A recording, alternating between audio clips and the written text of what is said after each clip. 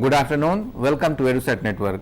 Friend, this week we have organized series of lecture on Vedic period, and we try to understand the different aspect of the Vedic period. We try to understand the society, polity, economy, and the last lecture particularly we try to understand the Aryan debate and chronology, and we were talking about the development during the Vedic period. We will try to understand the further development, how happened, how it unfolded. So, and for discussion on this very topic, we have in studio the same resource person, Dr. Shankar Kumar. He presently teaches history in the Hindu College, University of Delhi, and his specialization is ancient Indian history. So, I think his knowledge will help us to understand and give a kind of insight to understand this significance of Vedic period. So, on your behalf, I welcome him for EduSet lecture on this very topic. Welcome, sir. Thank you, Amrinji. Good afternoon, viewers. Let's pick up from where we had left yesterday, because this topic happens to be a continuation of the significance of Vedic age, of which we had already discussed the chronology and also the Aryan debate, which is an inseparable part of Vedic period, because Aryans are supposed to be the architects of Vedic culture, beginning with Rig Vedic period, that is 1500 BC onwards. Our terminal point would be around 600 BC, which is regarded as the end or termination of the Vedic culture. Although, as we had discussed yesterday, that for the succeeding period, Vedic, particularly the Rig Vedic culture, continued to inspire and continued to be a constant reference point. So that's where the real significance of Vedic period lies. That's where the real impact of the idea espoused in the Rig Veda and subsequent periods lies.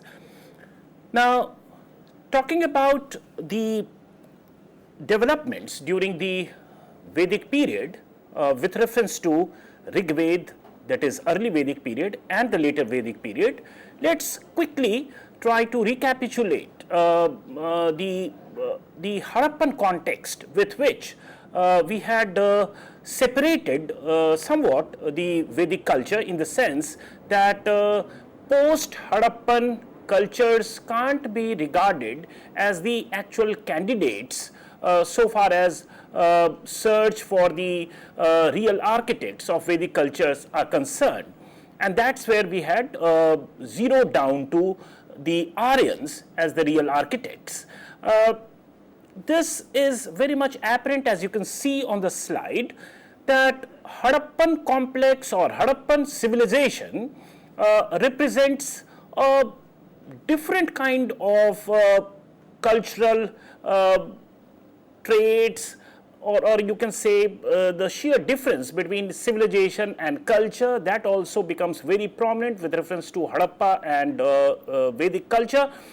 As you can see, Harappan civilization is predominantly agricultural, and it's a very complex economy. It's a you can say urban economy with widely differentiated social structure and economic complexity, whereas early Vedic or Rig Vedic culture, which appeared subsequent to the decline of Harappan civilization around 1500 BC, they represent a pastoral economy with very limited agriculture to begin with. The exchange was very limited, which goes on to prove that towards the beginning of Vedic age, trade and commercial activity was very limited and local in character. Similarly, the social differentiation or the social structure was very simple. Even in terms of religion, we find that in the early Vedic age, it is predominantly male gods who were worshipped, whereas in Harappa we also get evidence of mother goddesses, and even the mode of worship, which is sacrifice in the case of early Vedic, that is not to be found or that can't be verified with reference to Harappan civilization. Therefore, the point that we are trying to make here is that Harappan civilization represents a different kind of social complex, economic complex, which is urban in character, which is agriculture, which is premised on agriculture and long distance trade. Whereas early Vedic or Rig Vedic period, though it appeared subsequent to Harappan civilization, but it was a pastoral economy predicated on very limited agricultural resources. The trade and commercial activities were very few to begin with. It was not an urban complex to begin with. It was only towards the end of the later Vedic period that we start finding urban centers dotting the North Indian map in history and so forth. So, we in our further discussion would presume that we are talking of a different set of people in the case of Rigvedic culture. Now, since our task today is to understand the developments between 1500 BC, which is regarded as the beginning of the Vedic period, to 600 BC, which is regarded as the terminal point of the Vedic culture, we have differentiated, as we discussed yesterday in terms of chronology, we have differentiated it in two categories, early Vedic and later Vedic, and it is through this perspective that we would try to capture the changes or incremental developments or drastic changes, everything through these two categories. Early Vedic or Rig Vedic, which includes the period between 1500 BC to 1000 BC, if we read Rig Ved, we find that there are very many direct references to Pashu, to cattle. Even the prayers, as we discussed yesterday, that it is basically, Rig Ved basically is a religious text where so many hymns, 1028 hymns are included, and most of these hymns are just to propitiate God. They are not very descriptive in terms of everyday life, yet historians have looked at the content of these prayers and what is desired in these prayers. What do the people want from God in return? And that is cattle wealth, apart from several other male progeny or some dairy product and so forth. So, all these things give us a kind of a picture where the general idea about early Vedic period that we make is that of a pastoral economy. Similarly, Gotra is mentioned, and Gotra here refers to some kind of a communal control of the pasture land. Therefore, we can make out that land still had not become a private property. So, property ownership with reference to land was absent, it was communally held, and agriculture itself was almost absent, and that itself shows the preponderance of pastoral activities and so forth. Similarly, quite a few other practices like Dan, which used to be given at the time of sacrifices to the Brahmins or to the priests who conducted sacrifices by the Rajanya, the ruling class. That also, if you look at the content of what constituted Dan, primarily it would be dairy products or pastoral wealth, cattle and so forth, the animals. Yet again, we can say that if we want to make a broad idea about the kind of economy that prevailed during the Rig Vedic period, another practice we can look at is that of Bali. Bali is a voluntary gift, although the name Bali is carried over to the later Vedic times also, but the meaning changes. In the later Vedic period, as we would see subsequently, Bali becomes more coercive. So it was by force that it used to be extracted, but Bali in Rigvedic context was voluntary. that people used to voluntarily give something to the king, to the Raja.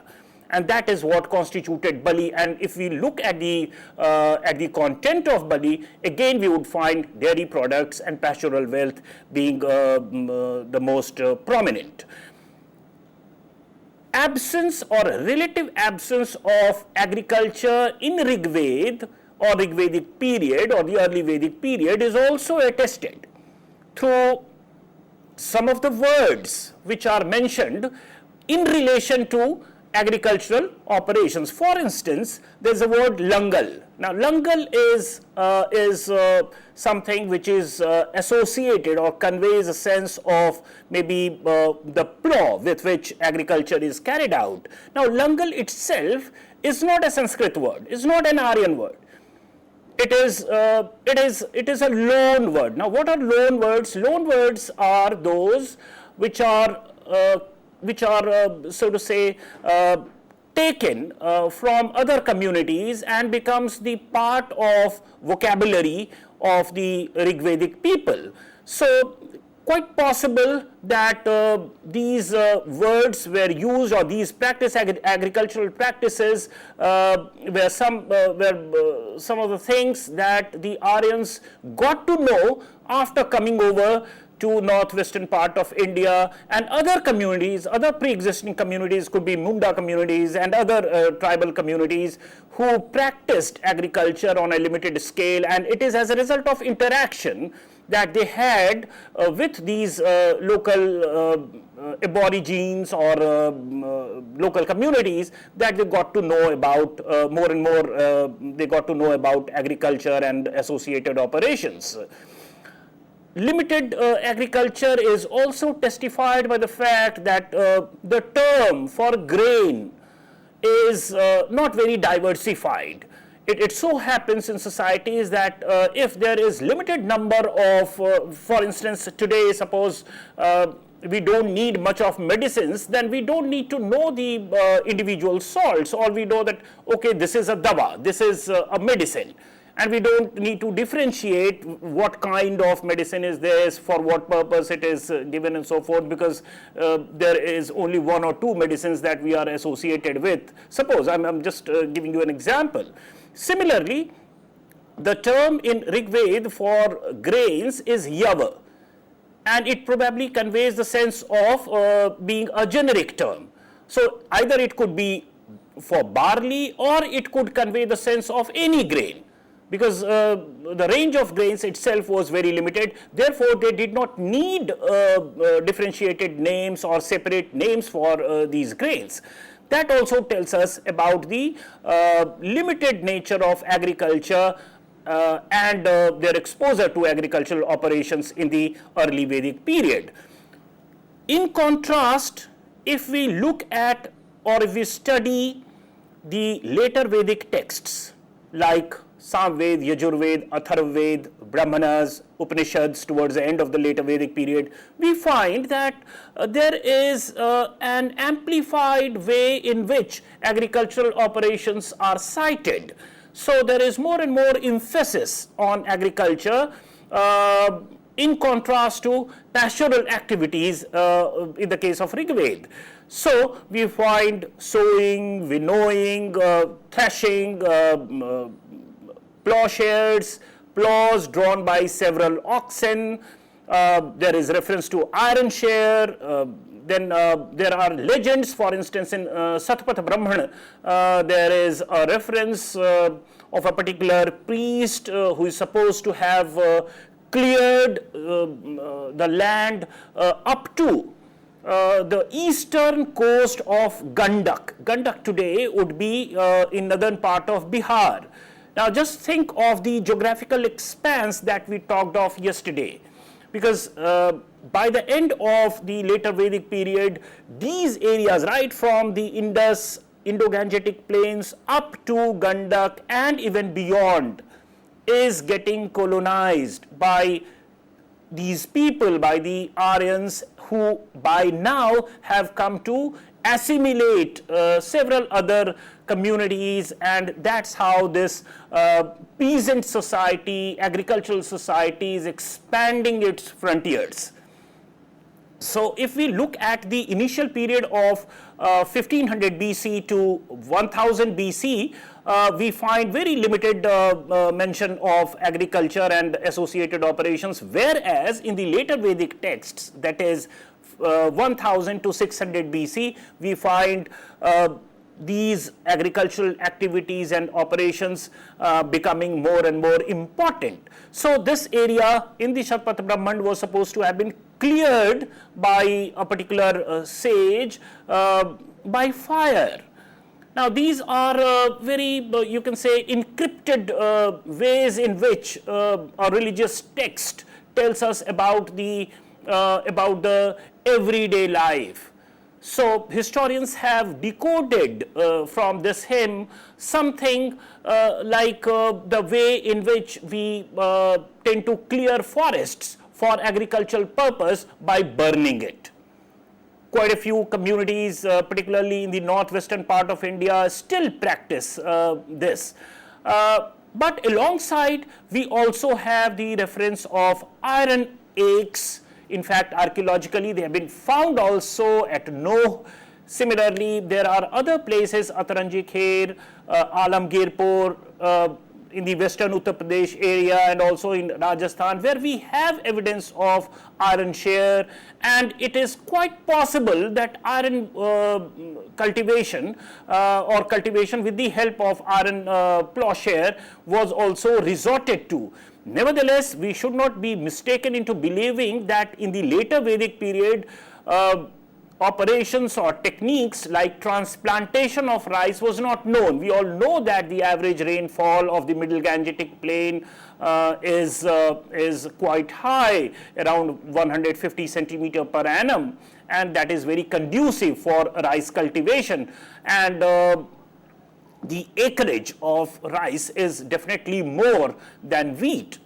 So the population carrying capacity of rice as a grain is more as compared to other crops. So these are some significant developments that we get to see in the later Vedic period. Also, we would see that the number of grains in the later Vedic period, as you can see on your slide, also increased, and we shall see subsequently that there is mention of vrihi, that is rice. There is also mention of wheat, several kinds of pulses in the later Vedic period, in contrast to single or singular generic term of yav, as we discussed in the early Vedic context. Moving on to the craft specialization, but before we do that, let's go back to the previous slide where we talked about just a second. Yes, we talked about the rice cultivation and more varied grains that we find.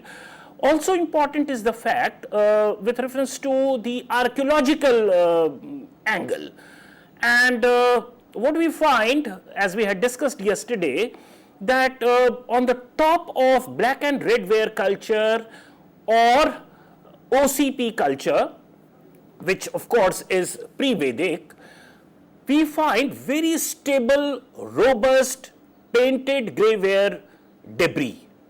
Now this painted grey ware debris, which is quite thick at the top of the pre-existing cultures, represents the Vedic period, particularly the later Vedic period, because that is associated with sedentarization. Sedentarization is the practice of living at a particular place for a significantly long duration of time.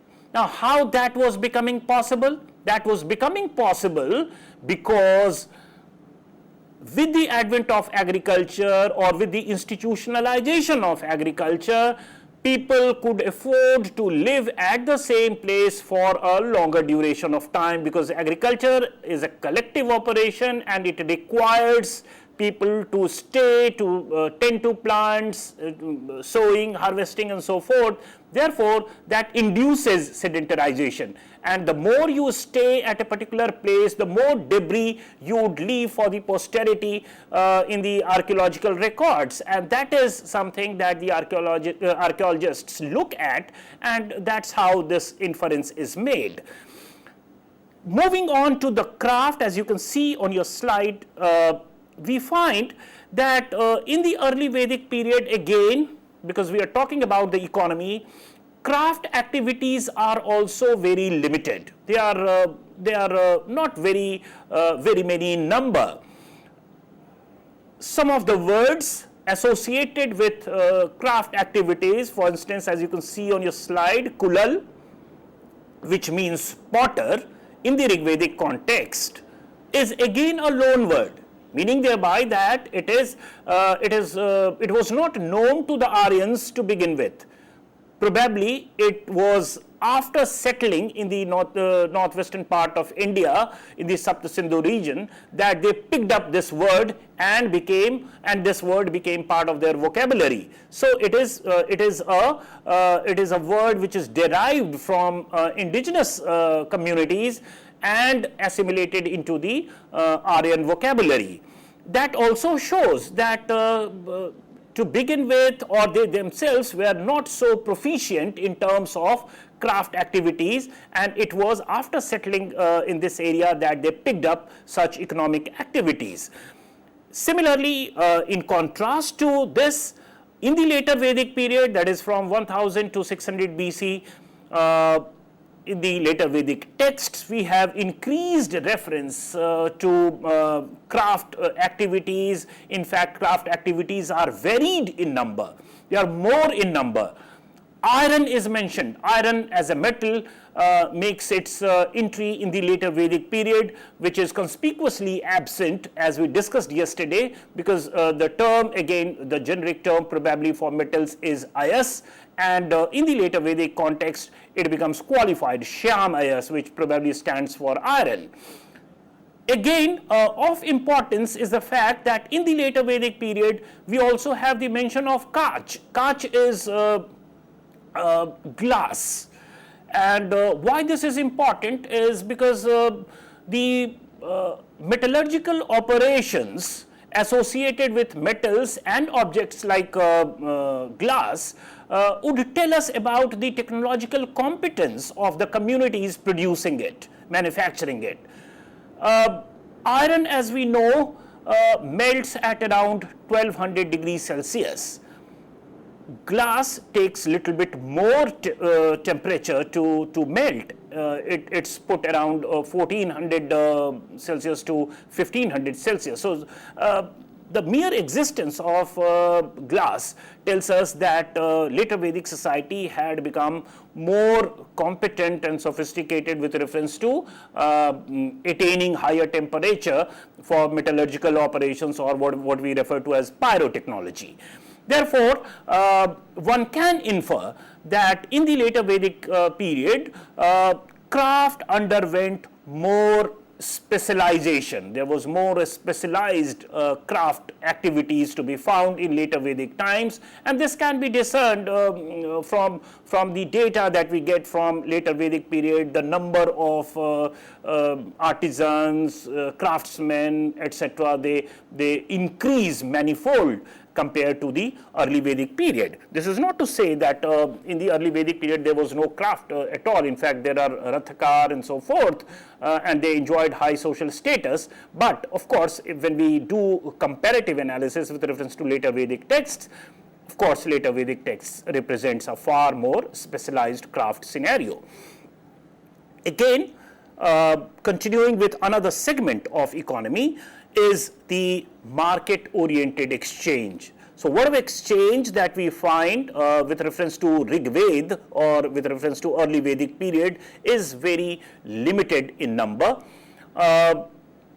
Exchange that happened in the early Vedic times primarily or essentially were customary exchange or gift exchange, dan exchange.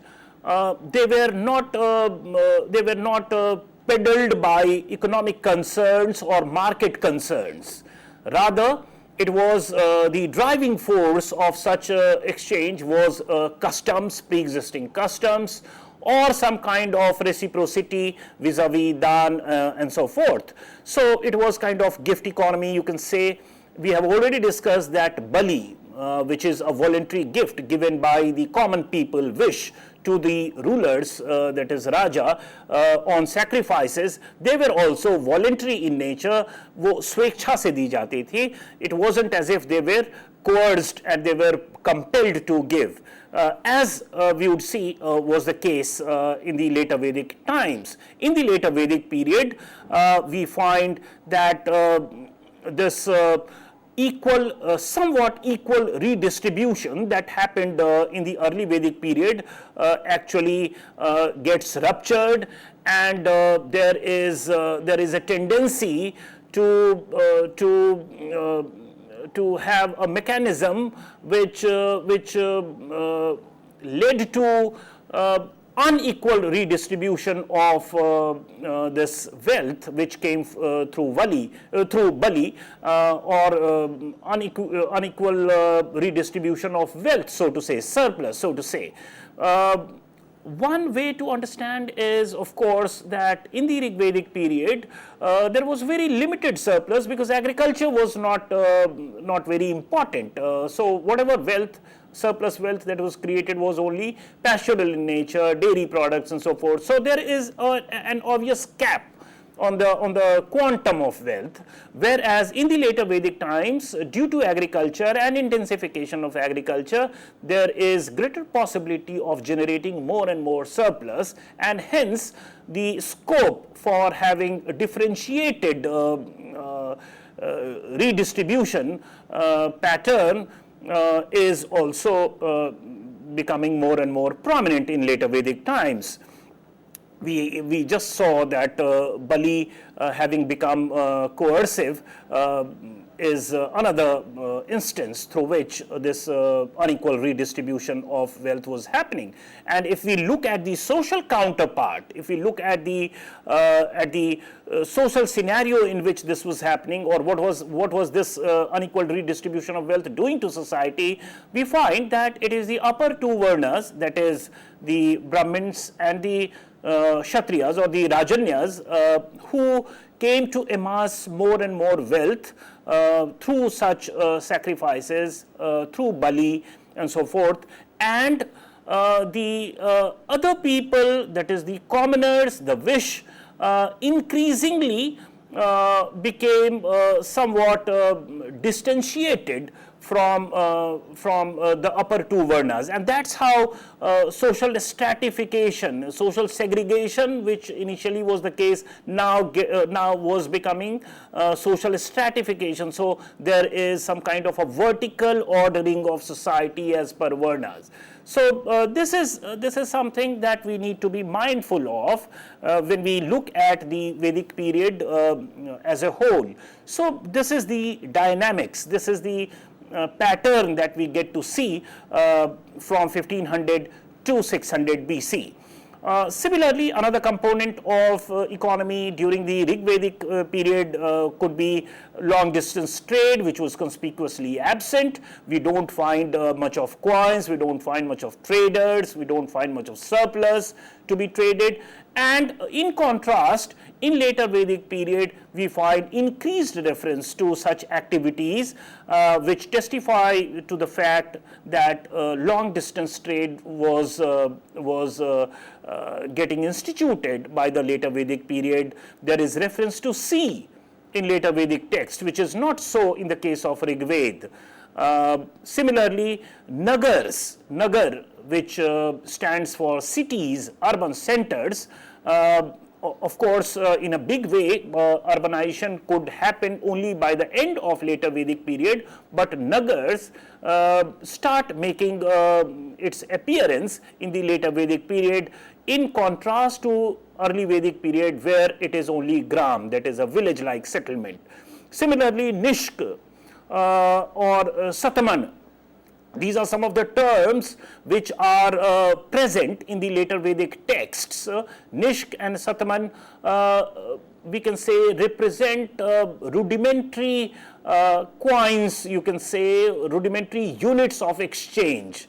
Although the first material evidence of coins comes as late as 6th century BC from North India in the form of punch-marked coins. So one can say that at the notional level, some degree of familiarity with the units of exchange is already being made in the later Vedic times, which again is symptomatic of a complicated economic fabric of the later Vedic period.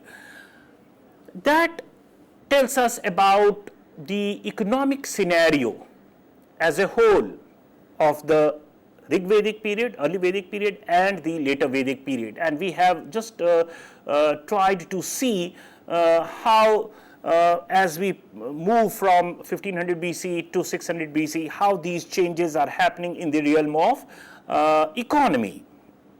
Now let's look at the social scenario of this period, that is from the early Vedic times to the end of the later Vedic period. Now in terms of society, what we find is that to begin with, in the early Vedic times or the Rig Vedic times, there is hardly any restriction on the access to productive resources. This is with reference to social groups, communities. So no community, no social group, no social section has differentiated access to productive resources. Productive resources could be cattle wealth, could be land, whatever. So in early Vedic times, it is by and large equal kind of a society, egalitarian kind of a society, although little bit of wealth difference and status and prestige difference did exist. But it was not alarming, it was not economic or it was not economically structured, so to say. For instance, as we discussed just a few moments ago, that the pastoral land was communally owned. So all the people had access to the grazing grounds over which their cattle probably fed and so forth. It wasn't the monopoly of one person or one family, or it wasn't owned by one person or one family. So there is no concept of individual ownership of resources, particularly in land or cattle, etc., which is to be seen in early Vedic times.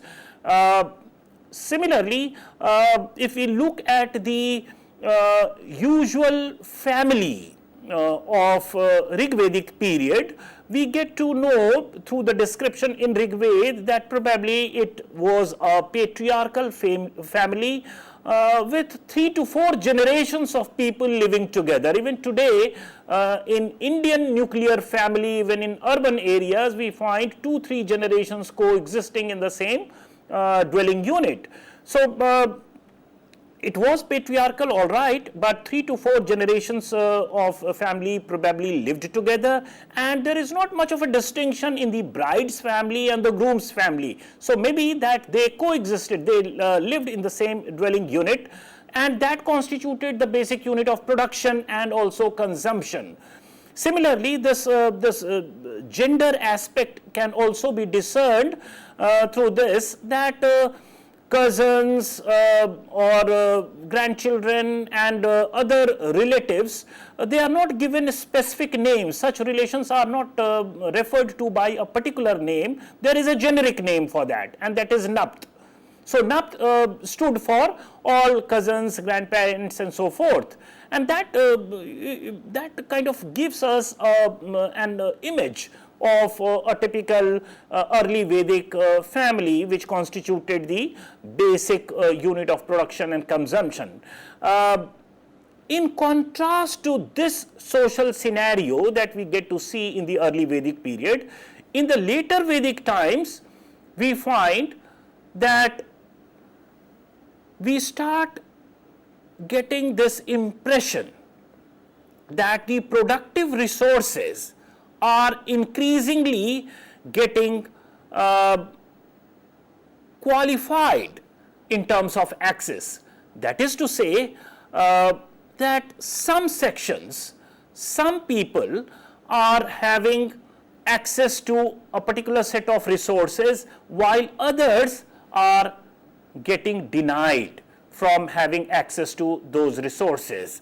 And the social correlate of that could be seen with reference to the Aryas, Dasas, Rajanyas, Vish. So all these social categories in later Vedic times are also crystallizing as distinct economic communities. So if Rajanya is mentioned, that this category also has some extra bit of economic access over the Vish, who is the common person, or what subsequently went on to become Vaishya, or the common producer, who always ended up paying something, either as a coercive bali, and in subsequent times tax, agricultural tax. Although in later Vedic times we can't say that they were taxed or bali had become a tax. No, that was still a gift, that was still an offering, but certainly instead of being voluntary, it had become coercive. So it was by force that it had to be extracted from the Vish. There is tension visible with reference to Brahmins and Kshatriyas also, but it was somewhat managed, because they constituted the upper two varnas, and basic objective in terms of economy was to somehow manage to get something from the cultivators, from the producers, that is the Vish, from the common people. So such kind of a strife amongst various social groups is the order of the day in later Vedic times, and that is what we are referring to in the later Vedic period, in contrast to early Vedic period, where such strifes, such aggravated strifes are few and far to be found.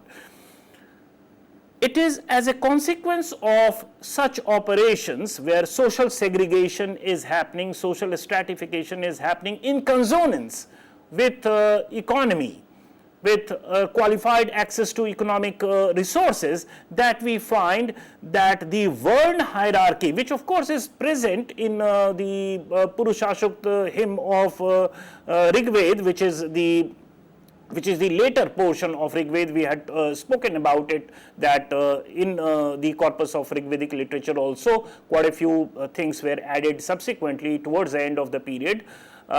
So word as a category, one as a concept, one as a word is known to Rigved, but it takes its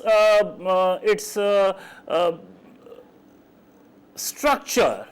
It becomes little bit ossified, non-porous towards the later Vedic period, and by the end of later Vedic period, it becomes all the more stratified. So the Varna hierarchy, so to say, the vertical division of social groups is something which becomes more prominent in later Vedic times. So you have Brahmins, you have Kshatriyas, you have Vaishyas, you have Shudras, with assigned works and so forth, becoming norm during the later Vedic times. And when we move further in history, we find quite a few other traits with which we tend to identify caste system, for instance, the untouchability and so forth, endogamy, etc.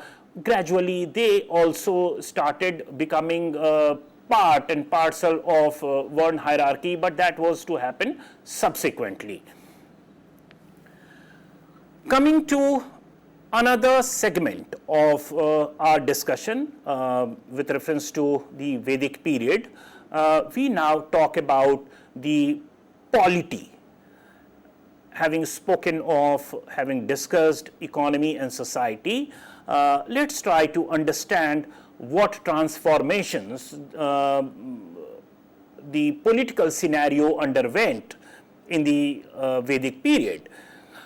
Now, if we look at the polity of Rigvedic period or early Vedic period, we get to see that the politics is structure the politics of Rigvedic period is structured on the basis of kinship. It is the tribal polity which is at play. So it is the matter of blood relations that politics is all about. So similar people with similar ethnic and kinship background, they have a particular leader of their own who is referred to as Raja, and that's how politics goes, with limited surplus in the form of pastoral wealth and so forth. In contrast to this, by the time we come to later Vedic period, or if we read Yajurved, Atharved, Brahmanas and Upanishads, the kind of picture that we get of politics is premised on territoriality. So it is the king now moves from kinship base to territory base. That is to say, earlier he was Gopati, now he becomes Bhupati, owner of land, protector of land. So the justification that the kings gave for their rule is changing. Now they are not there merely to protect their cattle, but to protect the territory over which diverse set of people lived. So it is not only one kin group of which the person was a Raja, but he was the Raja of diverse social groups who are vertically also segregated and culturally also more diverse. Again, talking about the politics of early Vedic times, we also get to see that there is increased reference to popular assemblies. Assemblies could be like common people coming over some occasions to deliberate on topics of common interest alongside the king. For instance, in Rigved we find increased reference to Vidhat, Sabha, Samiti, etc. They are all popular bodies, they are all popular assemblies, and it is in association with these popular assemblies that the king operated. So it wasn't as if that the king was an absolute monarch. So there was obvious kind of a popular check on the powers and privileges of the king. We have already discussed the limited nature of surplus in Rigvedic situation. So that also was an obvious kind of a break on the power of the king. In contrast to this, there is decreased reference to popular assemblies in later Vedic times. So such bodies like Vidhat, Sabha, Samiti, they are losing their importance in the later Vedic times, leading to emergence of absolutist kings, leading to some kind of increase in the power of the kings, and the kingship itself becomes or tends to become more and more hereditary. So it is getting monopolized, political power is getting monopolized into the hands of a few families belonging to the Rajanya ward or the Kshatriya class. Then, if we look at the early Vedic times, there is hardly anything that can be referred to as formal bureaucracy. There is no standing army. So even if there was some kind of a gavishti or skirmish with other communities or some kind of a warfare, it was like all the people would come together and fight. There are no specialized set of people who constitute army. Whereas in the later Vedic times, we start getting some kind of evidence which can tell us that rudimentary developments towards the emergence of formal bureaucracy is crystallizing. We have Ratnins, the Ratnas, so to say, emerging for Janapadas alongside the Raja. So in the subsequent period, they went on to assume the form of council of ministers and so forth. So this bureaucracy and territoriality of kingship and so forth are some of the developments in the realm of politics in the later Vedic period. Now, coming to the last segment of our discussion on religion with reference to the Vedic period, again, we try to contrast the two periods, early Vedic and later Vedic. The early Vedic religion, if we look at the mode of worship, that is sacrifices, gods like Indra, Varun, Agni, they are frequently mentioned. They represent nature or forces of nature.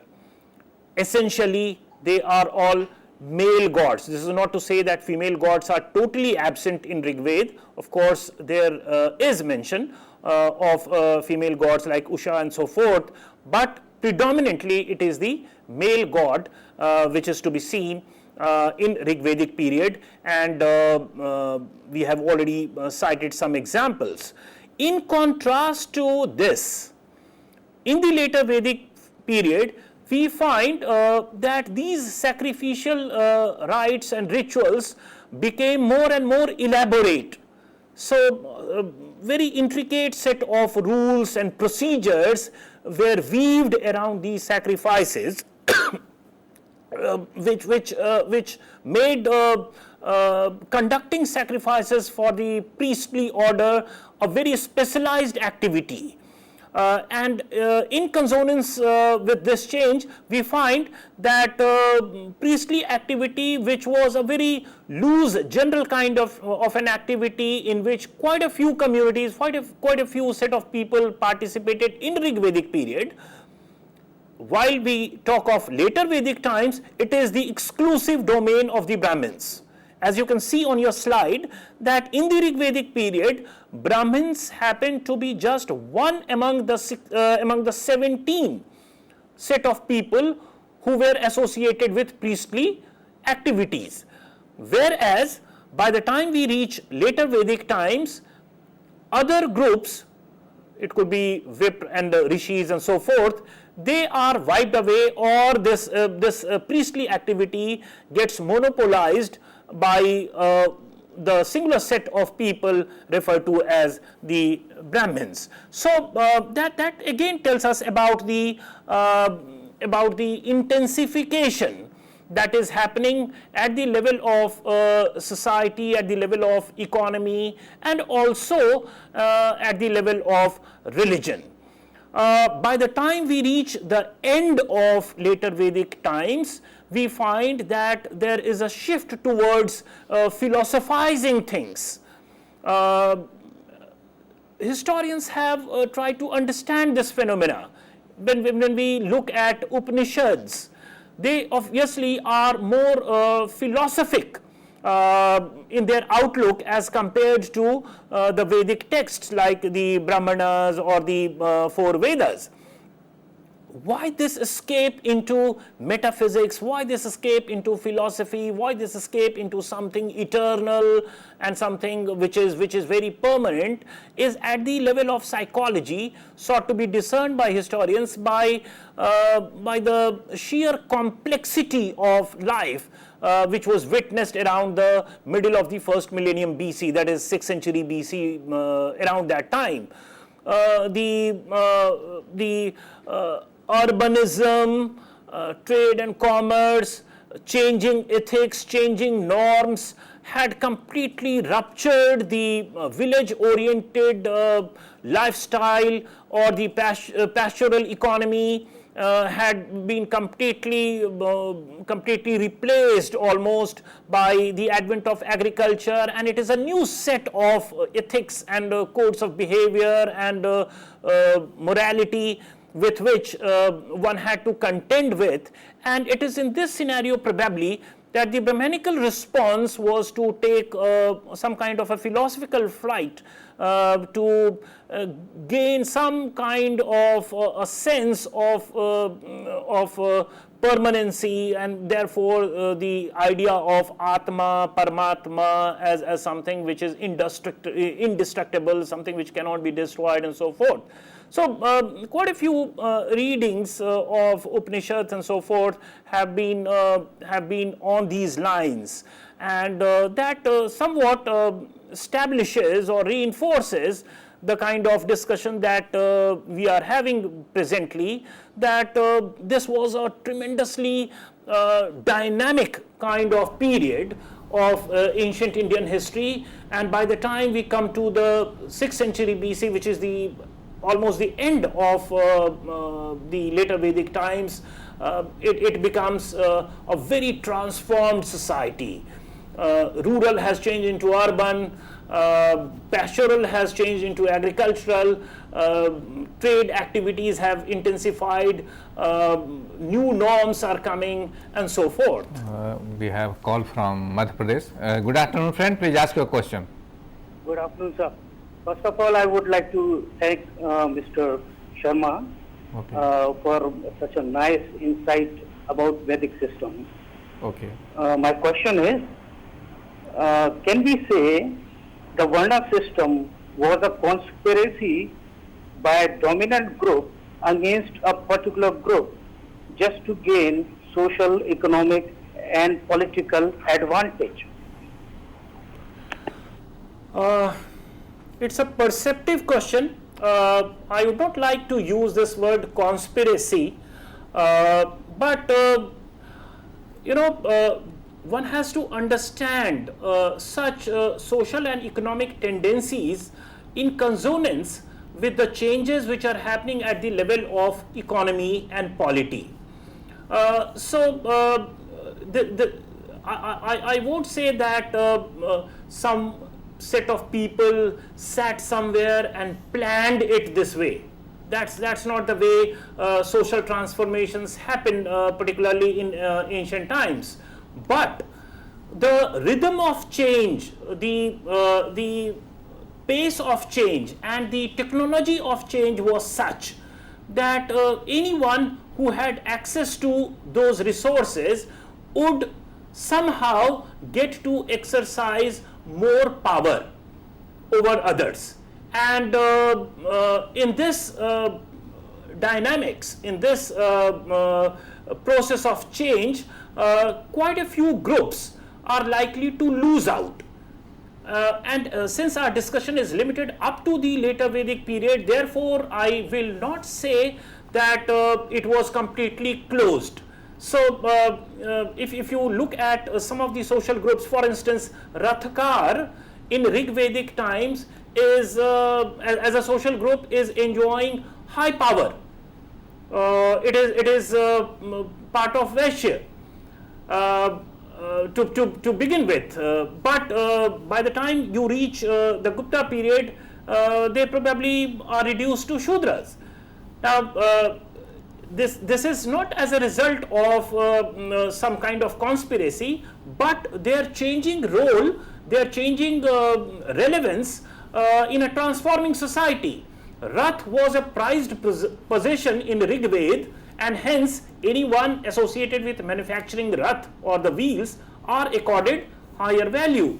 By the time you reach the Gupta and post-Gupta period, probably there are other modes of transportation, other technological developments which pushed these communities still engaged with wheel production or Rath production and so forth into some kind of a oblivion, and quite a few communities lose out, and we also have instance of quite a few communities making a comeback.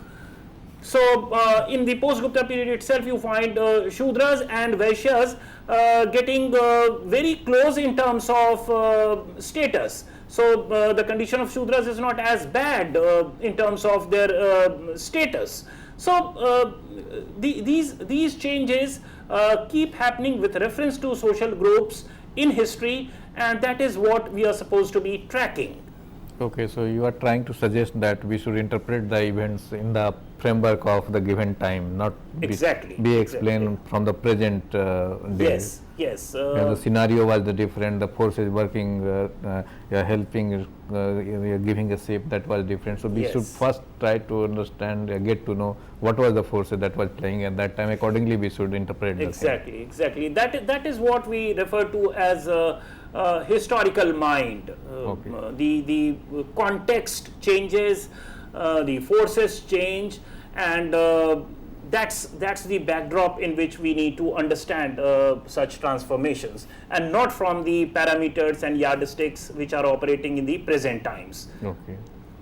People were also novice in those days, not so manipulating as we find. I can't say that, because of course they were transacting their lives, they were engaged in politics and economy, and there were other things happening.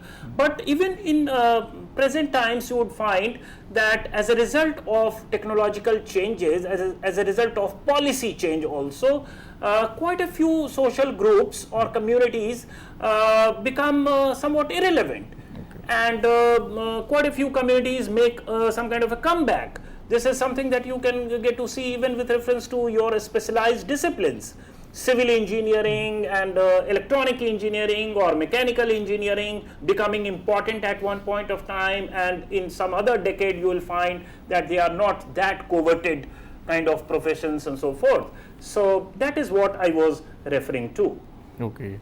So what other yardstick one should keep in the mind while interpreting the historical events? As you said, the historians have a different way of thinking. Yes, it's a very good question that you posed. I think alongside economic and social changes, one should also understand that there are obvious limitations with reference to technological capacity of earlier times. Quite a few resources could not be accessed to because the technological So we'll development discuss was. it, but before that we take up the question Sure. from Odisha. Good afternoon, friend. Please ask your question.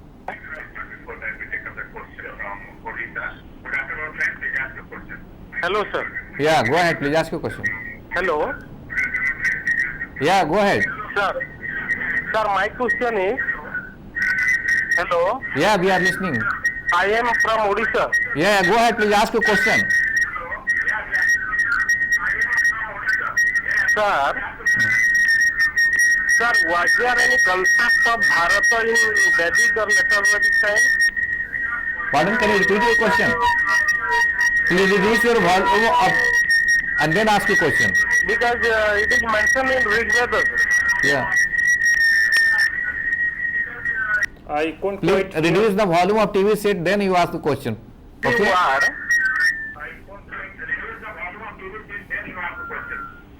Sir, sir. Yes. Hello. Yeah, go ahead. Sir. Sir, in Rig Veda it is mentioned.